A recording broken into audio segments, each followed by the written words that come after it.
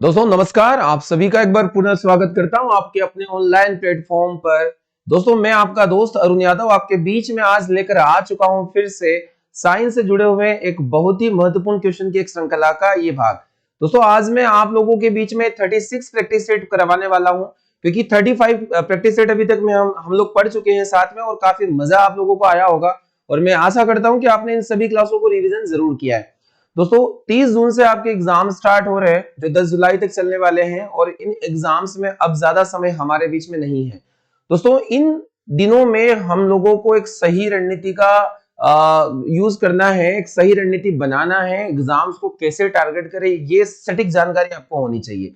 अभी आपका पूरा पूरा ध्यान टेस्ट पर, मॉक पर और उनसे जुड़े हुए सभी क्वेश्चन जो आपसे मॉक में नहीं बने उन पर होना चाहिए। साथ ही साथ आप जितने भी अभी थ्योरी क्लासेस आप लोगों ने देखी है उन थ्योरी क्लासेस का एक बार रिवीजन आप लोगों का हो जाए, ताकि जो भी प्रश्न एग्जाम में बन रहे हैं वो आप अच्छे से बना पाए। तो दोस्तों अभी समय नहीं है इतना कि हम लोग व्यर्थ गवाएं इसको। तो चलिए आज का ये सेशन है जो साइंस से 15 आउट ऑफ 15 क्वेश्चन को हम लोग कवर करेंगे, और आज इस श्रृंखला में मैं आपको 36 प्रैक्टिस सेट पढ़ाने वाला हूं। दोस्तों निकालिएगा नोट्स और हेडिंग डालिएगा प्रैक्टिस सेट 36। देखते हैं आज के 15 क्वेश्चन साइंस से क्या होने वाले हैं जो बहुत ही महत्वपूर्ण होंगे। चलिए वीडियो को अपने दोस्तों के साथ शेयर कर दीजिए और वीडियो को लाइक जरूर करें, लाइक में बहुत कमी आती है। चलिए पहला प्रश्न है आपकी स्क्रीन पर, आप सभी के सामने है। क्वेश्चन बोल रहा है कि थर्मामीटर का उपयोग। थर्मामीटर आप लोगों ने पढ़ा है दोस्तों कि थर्मामीटर में क्या चीज ताप को दर्शाती है, ये प्रश्न है। थर्मामीटर यूज नहीं पूछा है, आपसे पूछा है कि थर्मामीटर में ऐसी क्या चीज है जो टेम्परेचर को दर्शाती है। आपके पास ऑप्शन है पारा, सॉरी यहाँ सीसा है, पारा है, चांदी है, और इनमें से कोई नहीं। सभी लोग जानते हैं कि थर्मामीटर में किसका इस्तेमाल किया जाता है, तो थर्मामीटर में इस्तेमाल किया जाता है पारा का। पारा जिसे हम लोग Hg या हाइड्रोजियम के नाम से जानते हैं। परमाणु क्रमांक इसका 80 होता है, माफी चाहूंगा, यहाँ परमाणु क्रमांक क्या हो जाएगा 80 हो जाता है इसका परमाणु क्रमांक। तो ध्यान दीजिएगा परमाणु क्रमांक हो जाएगा 80। हाइड्रोजियम इसको बोलते हैं लैटिन लैंग्वेज में, इसीलिए इसको Hg सिंबलाइज किया गया है। और ये पारा द्रव धातु मानी जाती है, लिक्विड मेटल मानी जाती है, ध्यान देना इस बात पर। तो लिक्विड मेटल जो रूम टेम्परेचर पर लिक्विड अवस्था में मिले उसको हम क्या कहते हैं, तो पारा कहते हैं। और लिक्विड नॉन मेटल ब्रोमीन हो जाता है। सीसे का फार्मूला क्या हो जाएगा, तो सीसा या फिर टीन, इसको हम लेड बोलते हैं, तो लेड या फिर सीसा हम बोलेंगे, इसको पीबी कहा जाता है, प्लम्बम। चांदी का फॉर्मूला होता है एजी, यानी इसका जो संकेत होता है वो एजी होता है। अब थर्मामीटर में इस्तेमाल जो तापमान को दर्शाती है इसका आंसर हो जाएगा पारा। पारा क्यों यूज किया जाता है, तो इसके प्रमुख कारण है, इसमें कुछ कारण आप लोगों को अपने नोट्स में लिख देना है। तो कारण नंबर 1 है कि यह कम तापमान पर फैलता है, कम तापमान ग्रहण करेगा और कम तापमान पर फैलने का प्रॉपर्टी इसमें पाया जाता है पारे में, तो ये इसका एक गुण है। सेकंड इसका प्रॉपर्टी है ये अधिक घनत्व रखता है अपने अंदर, तो हाई डेंसिटी मेटल है, अधिक घनत्व की धातु ये मानी जाती है दोस्तों, ध्यान देना है। चांदी के समान चमकता भी है, तो रीडिंग लेने में काफी ज्यादा हेल्प मिलती है, ये भी आपको समझना है। तो ये कुछ प्रमुख कारण हैं जिनकी वजह से हम लोग पारे का इस्तेमाल करते हैं थर्मामीटर में। अब दोस्तों थर्मामीटर में कहां से कहां तक के अंक होते हैं अंकित, तो मैं बता दूं आपको 35 डिग्री सेल्सियस से लेकर आप 42 डिग्री सेल्सियस तक का टेम्परेचर यहां से मेजर कर सकते हैं इजीली। तो थर्मामीटर में जो तापमान अंकित होता है वो अंकित होता है 35 से लेकर 42 के बीच में। तो इतनी जानकारी यहां से आप लोगों को समझ में जरूर आई होगी। क्वेश्चन नंबर 2 है, इनमें से कौन सा विद्युत का उत्पादक है, बताना है। विद्युत का उत्पादक या इलेक्ट्रिक जनरेटर या इलेक्ट्रिक को जनरेट करने वाला कौन है, तो दोस्तों इसका नाम ही इंग्लिश अगर आप एक बार देख लेंगे तो आपको समझ में आ जाएगा कि यहाँ जो ऑप्शन देके रखा है जनरेटर, यही हमारा क्या हो जाएगा, सही आंसर हो जाएगा। सभी भली भांति जानते हैं कि जो जनरेटर होता है वो क्या करता है, तो जनरेटर के द्वारा यांत्रिक ऊर्जा को विद्युत ऊर्जा में बदला जाता है। क्या बदला जाएगा, यांत्रिक ऊर्जा विद्युत ऊर्जा में रूपांतरित हो जाती है, विद्युत ऊर्जा में बदल जाती है। यांत्रिक ऊर्जा को विद्युत ऊर्जा में बदला जाता है, किसके द्वारा, जनरेटर के द्वारा। अगर हम लोग देखें गैल्वेनोमीटर क्या करता है, तो गैल्वेनोमीटर धारा की उपस्थिति का पता लगाता है। धारा की उपस्थिति यानी किसी भी इलेक्ट्रिक सर्किट में इलेक्ट्रिसिटी फ्लो हो रही है या नहीं, तो इस बात का जो अंदाजा है ये गैल्वेनोमीटर के द्वारा लगाया जाता है। अगर हम बात करते हैं अमीटर की, तो अमीटर के द्वारा परिपथ में धारा की माप की जाती है। धारा को मापना, धारा को मापने का कार्य किसके द्वारा किया जाएगा? तो धारा को मापने का काम यानी जो इसका मेजरमेंट होगा वो मेजरमेंट किसके द्वारा किया जाएगा? तो ये अमीटर के द्वारा किया जाएगा। सही जवाब हमारे लिए जनरेटर हो जाएगा दोस्तों। बहुत ही महत्वपूर्ण प्रश्न है, एग्जाम में आ सकता है। क्वेश्चन नंबर 3, पहला भारतीय जियो स्टेशनरी सैटेलाइट इनमें से कौन है? आपको बता देना है कि भारत का प्रथम भू संचार उपग्रह या फिर इसको हम बोल सकते हैं जियो स्टेशनरी सैटेलाइट। ये जियो स्टेशनरी सैटेलाइट का मतलब होता क्या है? भूतुल्यकाली उपग्रह, भूतुल्यकाली उपग्रह, भूतुल्यकाली उपग्रह। दोस्तों इन उपग्रहों को मैं आपको बता देता हूं, इन उपग्रहों को पृथ्वी की सतह से, अर्थ की सरफेस से 36,000 हाइट पर यानी 36,000 किलोमीटर की ऊंचाई पर लगभग स्थापित किया जाता है। ये हमारी अर्थ का जो चक्कर लगाते हैं वो कब लगाते हैं? तो 24 घंटे में ये हमारा एक जो रिवॉल्यूशन होता है वो कंप्लीट कर लेते हैं। यानी कि अर्थ के चारों ओर घूमने में इन्हें 24 घंटे का समय लगता है। तो 24 घंटे इनका परिक्रमण काल होता है, 24 घंटे इनका परिक्रमण काल होता है। परिक्रमण काल का मतलब होगा कि 24 घंटे में अर्थ का पूरा कंप्लीट एक राउंड लगा देंगे और 24 घंटे में हमारी अर्थ खुद का एक चक्कर लगाती है। यानी कि हम देखेंगे कि अर्थ का जो घूर्णन काल होता है, रोटेशन मूवमेंट, रोटेशन टाइम, उस रोटेशन टाइम के इक्वल इनका रिवॉल्यूशन टाइम होता है। यानी कि अगर आप जियोस्टेशनरी सैटेलाइट पर बैठे हैं तो अर्थ का केवल एक ही हिस्सा देख पाएंगे, क्योंकि अर्थ जैसे जैसे रोटेट करती है वैसे वैसे ये अर्थ के चारों ओर चक्कर लगाते रहते हैं। ध्यान देना है। अब इनका यूज क्या है? तो दोस्तों ये संचार प्रणाली को मजबूत करने के लिए या संचार उपग्रह होते हैं, जैसे टीवी वगैरह, इनमें इनका उपयोग काफी ज्यादा होता है। तो संचार उपग्रह ये माने जाते हैं और मौसम संबंधित पूर्वानुमान भी इनसे हम लोग लगा सकते हैं। यानी कि ये मेट्रोलॉजिकल इंफॉर्मेशन भी हम लोगों को प्रोवाइड करते हैं। ध्यान देना है। अब यहां पर प्रश्न पूछा गया है कि पहला भारतीय जियोस्टेशनरी सैटेलाइट इनमें से कौन था? तो यहां है एप्पल, ये एप्पल नहीं लिखा, एप्पल लिखा है। इसके बाद पीएसएलवी, आपने जो पोलर सैटेलाइट लॉन्च व्हीकल नाम सुना होगा, पीएसएलवी और जीएसएलवी का, काफी पॉपुलर है पीएसएलवी। यहाँ इनसेट है INSAT, इनसेट। दोस्तों इनमें से नाम बताना। और IRS यहां दिया है, IRS Indian remote sensing satellite, remote sensing satellite. देखिए रिमोट सेंसिंग सैटेलाइट का जो यूज होता है वो दूर स्थित वस्तुओं की जानकारी लेना है। यानी ऐसी स्थान जो बहुत ही दूरस्थ जगह पर है उनकी जानकारी किससे प्राप्त की जाती है? तो IRS से प्राप्त की जाती है। अगर हम लोग बात करते हैं यहाँ पर कि PSLV क्या है, तो ये एक लॉन्च व्हीकल है। इसकी मदद से ये ऐसा इंजन है जो हमारे सैटेलाइट्स को ऊपर तक लेके जाता है। वही अगर हम लोग एप्पल की बात करें तो दोस्तों ध्यान देना है, 19 जून, आपको लिख लेना ये डेट, 19 जून 1981, जिसमें एप्पल नाम का जो जियोस्टेशनरी सैटेलाइट है वो भारत ने सबसे पहले लॉन्च किया था। तो यहां पूछा यही है कि प्रथम भारतीय जियोस्टेशनरी सैटेलाइट कौन है? तो इसका सही जवाब हो जाएगा एप्पल। क्या हो जाएगा? एप्पल हो जाएगा दोस्तों। तो मोस्ट इंपोर्टेंट यहां से प्रश्न बनेगा, ऑप्शन नंबर ए इसका सही जवाब हो जाएगा। चलिए 3 क्वेश्चंस के बाद में हम देखेंगे क्वेश्चन नंबर 4। WBC का फुल फॉर्म क्या है आपको बताना है। एकदम बेसिक प्रश्न आप लोगों से पूछा जा रहा है कि WBC का फुल फॉर्म क्या है। आप सभी भली भांति जानते हैं कि जो WBC होती है इसको हम श्वेत रक्त कणिका के नाम से जानते हैं। किसके नाम से जानते हैं? श्वेत रक्त कणिका। अब श्वेत रक्त कणिका मतलब व्हाइट ब्लड कार्पल्स। तो व्हाइट ब्लड कार्पल्स यानी option number white blue, white blood है ना, और यहां दिया है व्हाइट। तो व्हाइट ब्लड कार्पल्स आपको बताना है, ब्लड कार्पल्स बताना है। अच्छा यहाँ थोड़ा सा ये कार्पस नहीं लिखा है, चलिए ऑप्शन नंबर ए लगा दीजिएगा। आप लोग सही लिख दीजिए अपनी कॉपी में, व्हाइट ब्लड कार्पस यानी कि लाल रक्त कणिका। अब WBC के बारे में आपको कुछ जानकारी होनी चाहिए कि जो WBC होती है इसका एक अन्य नाम या इसकी एक सेल का नाम क्या है? तो इसका दोस्तों अन्य नाम हो जाता है ल्यूकोसाइट। ल्यूकोसाइट के नाम से हम लोग जानते हैं किसको? WBC को। एरिथ्रोसाइट का क्या होता है? RBC होता है। तो एरिथ्रोसाइट RBC और ल्यूकोसाइट WBC को हम लोग कहते हैं। WBC का जीवन काल कितना होता है? तो इसका अगर हम लोग लाइफ टाइम देखें तो इसका लाइफ टाइम हो जाएगा या जीवन काल हो जाएगा 2 से 5 दिन। 2 से 5 दिन के बीच में यह होगा। इसकी संख्या हजारों में होती है, 8,000 10,000 सामान्यतः इसकी संख्या होती है दोस्तों। ये संख्या में बड़ी ही कम कार्पल्स होती है हमारी बॉडी में। अब WBC की अगर कमी हो जाए या WBC की अधिकता हो जाए, तो WBC की संख्या अधिक होना, अधिक होना, तो इस बीमारी को हम ल्यूकेमिया कहते हैं, ल्यूकेमिया। और इस ल्यूकेमिया को ही ब्लड कैंसर के नाम से भी जाना जाता है, आप लिख दीजिएगा ब्रैकेट में, इसे हम लोग ब्लड कैंसर के नाम से भी जानते हैं।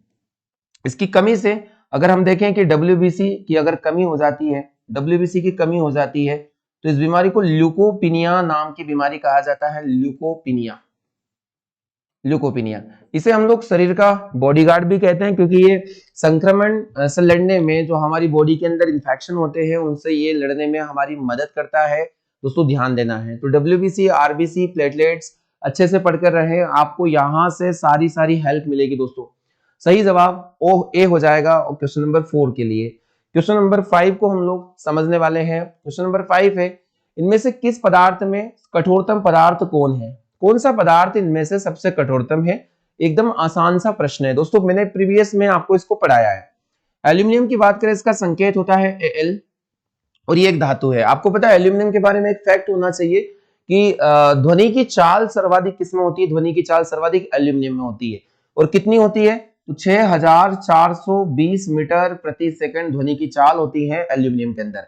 ग्रेफाइट कार्बन का अप्रूफ है, और यह अधातु होते हुए विद्युत व उष्मा का क्या माना जाता है? तो विद्युत और उष्मा का सुचालक माना जाता है। यह क्या होते हुए? ये अधातु है। फिर भी हीरा अगर हम बात करें तो सबसे कठोर पदार्थ हीरा माना जाता है प्रकृति का, और ये कार्बन का एक एलोट्रोप है। और दोस्तों पीतल एक मिश्र धातु है, तांबा और जिंक मिलकर पीतल बनाते हैं, तांबा और जस्ता। तो यहां से इतनी जानकारी आप लोगों को समझ में जरूर आई होगी। हमने क्वेश्चन नंबर 5 के लिए इतने एक्स्ट्रा फैक्ट समझे हैं, इनको आप अपने नोट्स में जरूर लिख लेंगे। क्वेश्चन नंबर 6 हमारे बीच में, पेनिसिलिन की खोज किसके द्वारा की गई? तो दोस्तों ये पेनिसिलिन है क्या? तो पेनिसिलिन एक प्रकार की एंटीबायोटिक दवाई है। हर बार आपके किसी न किसी शिफ्ट में ये पूछा जाता है।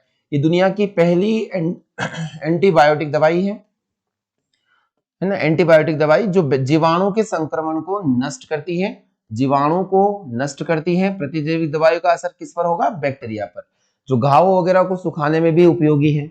अब दोस्तों पेनिसिलिन की खोज, एंटीबायोटिक, पहली एंटीबायोटिक, और इसकी खोज की थी अलेक्जेंडर फ्लेमिंग ने, ऑप्शन नंबर सी, 1928 में। और 1928 में पेनिसिलिन की खोज की गई थी। पेनिसिलिन किससे प्राप्त किया गया था? तो पहला पेनिसिलिन कवक से प्राप्त किया गया था, जिसका नाम था पेनिसिलियम नोटेटम।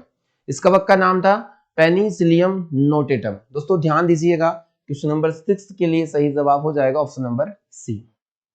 अगला प्रश्न, क्वेश्चन नंबर 7 है, शरीर में कौन सा अंग है जो पोलियो से प्रभावित होता है?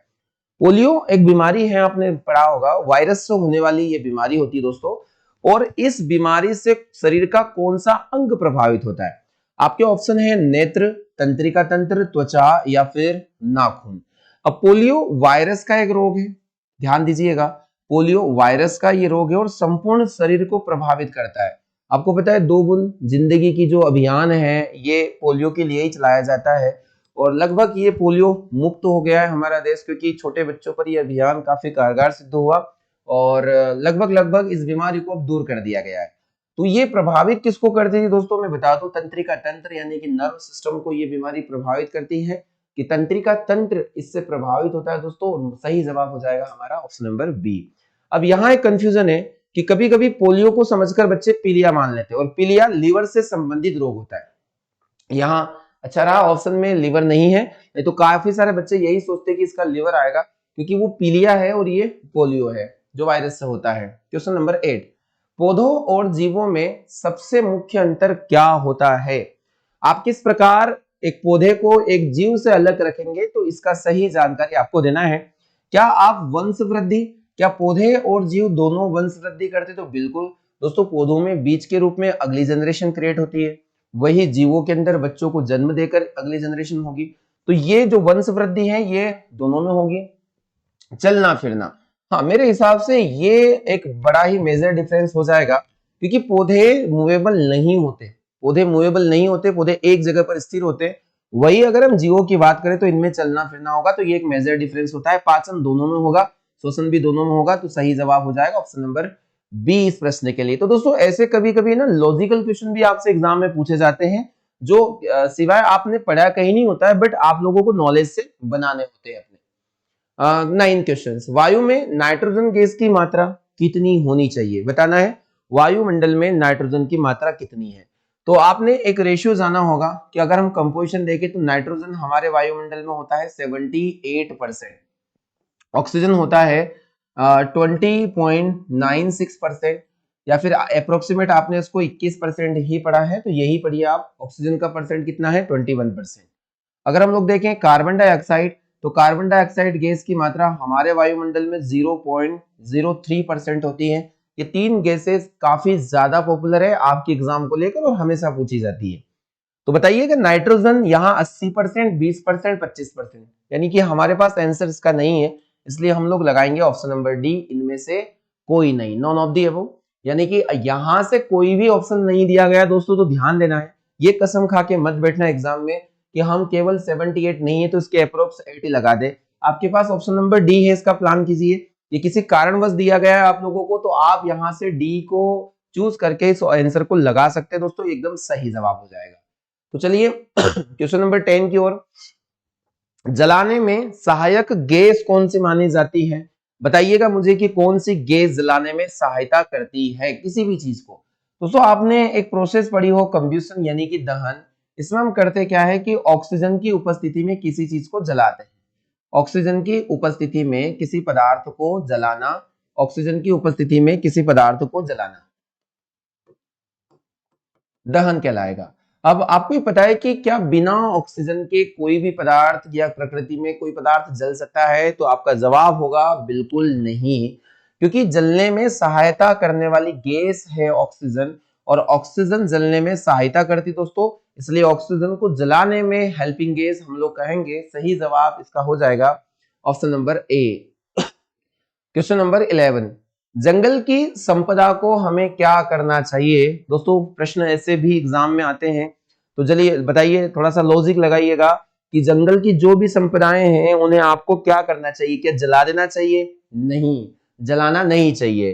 क्या उन्हें बचाना चाहिए? बिल्कुल उन्हें बचाना चाहिए। या उद्योग के काम में लाना चाहिए, या फिर उद्योग के काम में लाना नहीं चाहिए। तो दोस्तों यहां पर बता दूं मैं, सही जवाब हो जाएगा उन्हें हमें प्रिजर्व करना चाहिए। दोस्तों जितनी भी जो वन संपदाएं होती है ये भविष्य का निर्धारण करती हैं, और इन्हें हमें भविष्य के लिए बचा के और सुरक्षित रखना होता है। कई सारे वन्य जीव प्राणी इनमें निवास करते हैं, तो उसके लिए हमें इनको प्रिजर्वेशन देना बहुत जरूरी है। सही जवाब है इसका बी वाला ऑप्शन सही रहेगा। चलिए 13 या क्वेश्चन नंबर 12, इनमें से क्या बर्थ कैनाल दिया गया है, मतलब किसका नाम बर्थ कैनाल दिया गया है, तो आपको यहां से बताना है। देखिए बर्थ कैनाल का मतलब है कि एक ऐसी कैनाल यानी कि एक गुहा होती है दोस्तों, जहां से जब किसी शिशु का जन्म होता है तो वो उस गुहा से होते हुए बाहर आता है। अब बर्थ कैनाल के नाम से कौन जाने जाते, तो यहाँ ऑप्शन हम पढ़ लेते हैं वेजाइना। तो दोस्तों वेजाइना यहाँ पर पहला ऑप्शन है, दूसरा ऑप्शन है यहाँ पर यूटेरस या फिर यूरेथ्रा, या इनमें से कोई नहीं। दोस्तों मैं बता दूं, जो वेजाइना और हम लोग अगर सर्विक्स की बात करें, तो वेजाइना और सर्विक्स यानी कि अगर हम लोग बात करते हैं ग्रीवा और सर्विक्स के बीच में या वेजाइना के बीच में एक टर्म पड़ता है जिसका नाम है यूरेथ्रा, और यूरेथ्रा को हम लोग बर्थ कैनाल के नाम से जानते हैं, क्योंकि ये दोनों की कनेक्टेड लिंक होती है किसकी, वेजाइना और सर्विक्स की, वेजाइना और गर्भाशय की ग्रीवा की, क्योंकि गर्भाशय की ग्रीवा और वेजाइना के बीच में पड़ता है यूरेथ्रा, और यूरेथ्रा एक कैनाल को निर्माण करता है, बच्चा इसी से होते हुए बाहर आता है। आपको सही जवाब इसका यूरेथ्रा लगा देना है। चलिए क्वेश्चन 13 है, इनमें से कौन सा घटक रासायनिक क्रिया की गति पर प्रभाव डालता है।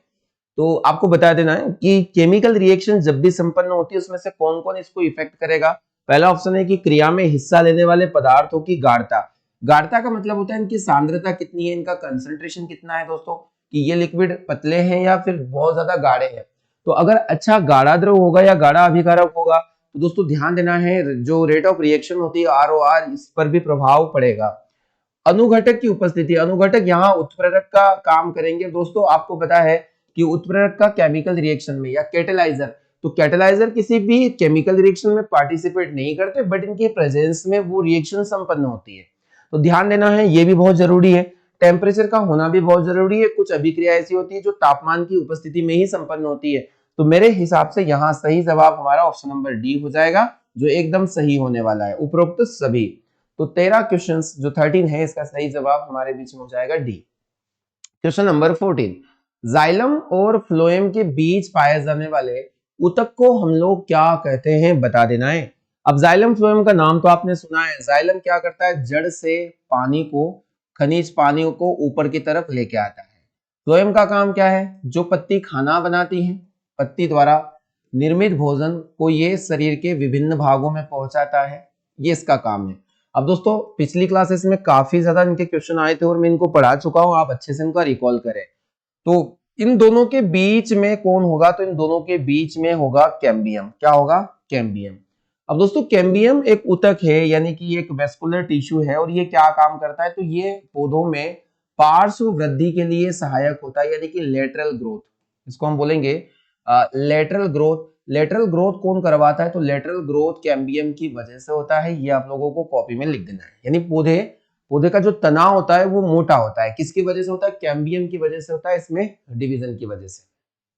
चलिए आज का लास्ट प्रश्न आप सभी के लिए है कि ग्रीन हाउस का प्रभाव किस गैस के कारण होता है। सभी लोग भली भांति जानते हैं कि ग्रीन हाउस इफेक्ट क्या है। सनलाइट से जो भी इंफ्रारेड रेडिएशन आती है, अवरक्त किरणें, इनसे पृथ्वी गर्म होती है। अब ये पृथ्वी से टकराकर जब एटमॉस्फेयर में जाती है तो यहाँ पर बहुत सारी ग्रीन हाउस गैसें, जैसे कार्बन डाइऑक्साइड, मैं यहाँ पर नाम लिख देता हूँ, कार्बन डाइऑक्साइड, या फिर मीथेन हो जाता है, यहाँ CH4, CFC, chlorofluorocarbon, N2O, nitrous oxide, या फिर वाटर वेपर। ये एक पूरा सेट है जो आपको याद रखना है। पर इसमें मोस्ट इंपोर्टेंट आपके लिए क्या होनी चाहिए, जो मेन गैस है वो है कार्बन डाइऑक्साइड। दोस्तों अगर ये सारे ऑप्शन में हो तो आपको CO2 लगा के आना है, CO2 ही लगाना है। अब देखिए यहां देखते हैं हम लोग, देखिए ये प्रश्न बड़ा शानदार है। कार्बन डाइऑक्साइड भी है, या फिर यहाँ CH4 भी है, CFC भी है, और फ्रियोन भी है। हमारे लिए सही जवाब इसका हो जाएगा CO2, कार्बन डाइऑक्साइड। तो आपको मैं बता दूं कि यहाँ जो CO2 गैस है वो बहुत ज्यादा रिस्पॉन्सिबल है ग्रीन हाउस इफेक्ट के लिए, इसलिए इसका सही जवाब हमने क्या देख लिया, CO2। दोस्तों आज मैंने 36 प्रैक्टिस सेट कंप्लीट कर दिया है आपके लिए। बहुत ही अच्छी क्लासेस है, अगर पुरानी क्लासेस नहीं देखी, समय कम है, जल्दी से देखिए। तो चलिए आज के सेशन में हम लोग इतना ही पढ़ेंगे, मिलते हैं हम लोग कल के सेशन में। तब तक अपना ख्याल रखें और बढ़िया सी पढ़ाई चलने दें। इस बार वर्दी है आपकी दोस्तों, इस बार सपना आपका पूरा जरूर होगा, ये हम बोल रहे हैं। तो मिलते हैं कल, आप सभी का बहुत बहुत धन्यवाद।